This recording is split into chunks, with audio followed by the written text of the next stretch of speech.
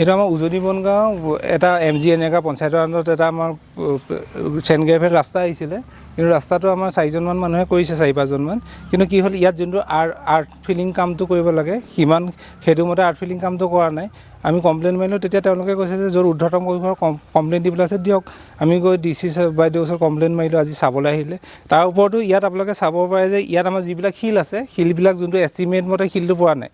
শিলটো আমাৰ কি হৈছে যোনটো আমাৰ মেক্সিমাম 54 mm শিল পেলাব লাগে কিন্তু ইয়াত 54 mm 115 mm তেনেকুৱা ধৰণৰ শিল পেলাই আছে গতিকে আমি সেইটো কমপ্লেইন মাৰিছোঁ আজি চাবলৈ আহিলে এচিষ্টেণ্ট কমিছনাৰ ছাৰহঁতে এচিষ্টেণ্ট কমিছনাৰে এতিয়া তাৰ পিছত এতিয়া দিছে কিছুমান কৰিবলৈ কাম তেনেকৈ কৰিম বুলি কৈছে এতিয়া পিছতো কি হয়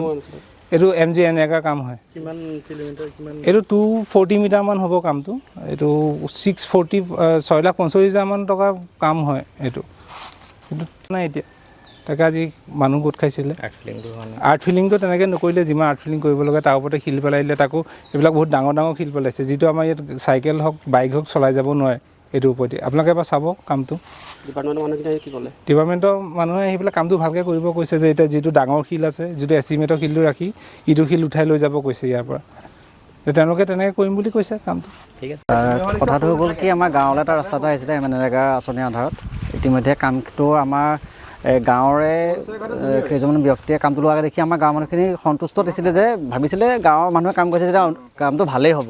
সেইকাৰণে আমি কথাটো আমি গুৰুত্ব সহকাৰে আমি লোৱা নাছিলোঁ ভালকৈ কাম কৰিছে বুলি ভাবি আছিলোঁ কিন্তু আমি লাহে লাহে অলপ লক্ষ্য কৰিলোঁ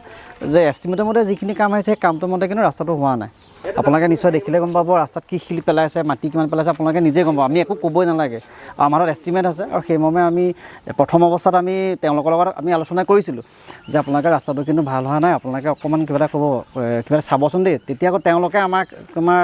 কথাটো মানে অকণমান তেওঁ ৰাফলি কোৱা নিচিনাকৈ ক'লে যে আপোনালোকে কাক কমপ্লেইন দিয়াকৈ দিয়কগৈ আৰু সেই মৰ্মে আমি গোটেইখিনি আমাৰ গাঁৱৰ ৰাইজক আমি অৱগত কৰিলোঁ আৰু গাঁৱৰ ৰাইজৰ মানে হৈ পেলাই আমাৰ নিৰ্দিষ্ট আমি 4-5জন ল'ৰাই আমি গৈ পেলাই DC মেমক আমি কমপ্লেইন দিলোঁ আৰু DC মেমে আশ্বাস দিলে যে অতি সোনকালে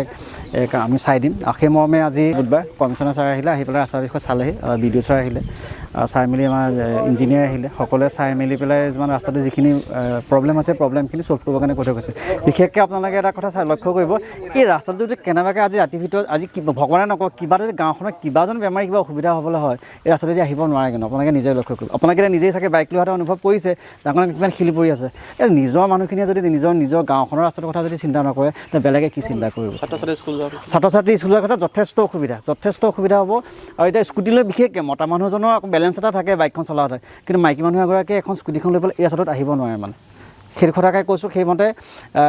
ছাৰসকলেও কৈছে কামটো ভাল হ'ব চিন্তা কৰিব নালাগে আৰু বাকী আগন্তুক দেখা যাব কি হ'ব আৰু 10-15 দিনৰ সময় দিছে 10-15 দিনৰ পিছত কামটো চাবৰ কাৰণে ছাৰ আকৌ নিজে আহিম বুলি আকৌ পুনৰবাৰ আমাক কৈ থৈ গৈছে আশ্বাস দি থৈ গৈছে প্ৰশাসনৰ প্ৰতি আমাৰ ফালৰ পৰা এটাই আহ্বান আমি কোনো ধৰণৰ আমি হাই কৰিব খোজা নাই যিহেতু এটা কথা আপোনালোকে নিশ্চিতভাৱে ক'ব পাৰোঁ আমি ভোট দিছোঁ ভাল কামৰ কাৰণে আমি পইচা খাই কাম কৰিবৰ কাৰণে আমি ভোট দিয়া নাই আৰু জিকাইছোঁ আমি ভোট দিছোঁ অকল সেই ভাল অসমখনৰ কাওক বা গাঁওখনৰ কাওক চবৰ কাৰণে ভাল কাম হ'বৰ কাৰণে আমি ভোট দি জয়যুক্ত কৰোৱা হৈছে আৰু তেনেস্থলত প্ৰশাসনৰ প্ৰতি আমাৰ এটাই অনুৰোধ যাতে এই যিটো ৰাস্তা আমালৈ আহিছে এই যিটো কাম তোমাৰ খেলি মেলি দেখিছোঁ আপোনালোকে নিজে দেখি গৈছে প্ৰশাসনে নিজে দেখি গৈছে তেওঁলোকে সম্পূৰ্ণভাৱে কামটো চাই পেলাই পুনৰবাৰ কামটো ভালকৈ কৰাই দিবৰ কাৰণে আমাৰ ফালৰ পৰা অনুৰোধ জনালোঁ আৰু এইখিনিতে ধন্যবাদ দিব লাগিব DC মেমক DC মেমে যথেষ্ট মানে কম সময়ৰ ভিতৰত আমাৰ এই কামখিনি ছল্ভ কৰিবৰ কাৰণে আমাক সুবিধা কৰি দিলে আমি যোৱা 22 তাৰিখৰ দিনা মেমৰ ওচৰলৈ গৈছিলোঁ আৰু মেমে সেইকণ সময়তে আমাক আশ্বাস দিছিলে যে আপোনালোকে চিন্তা নকৰিব আমি খুব বেছি 3-4 দিনৰ ভিতৰত আপোনালোকৰ ওচৰলৈ যাম আমাৰ মানুহ যাব মানুহ গৈ পেলাই আপোনালোকৰ কাম চাবগৈ আৰু আপোনালোকৰ মতেই আপোনাৰ কামখিনি আমি কৰি দিয়া হ'ব সেই মৰ্মে আজি এইখিনিতে ধন্যবাদ দিব লাগিব আমাৰ কমিছনাৰ ছাৰৰ লগতে BDO ছাৰ তাৰপিছত আমাৰ আমাৰ গোটেইজনকে ধন্যবাদ দিব লাগিব তেওঁলোকে আহি পেলাই কামখিনি চালেহি আৰু চাই পেলাই আগন্তুক দিনত কামটো ভাল কৰি দিম বুলি আশ্বাস দি থৈ গৈছে যিকোনো খবৰৰ বাবে যোগাযোগ কৰক আমাৰ এই নম্বৰত 9181 307 2221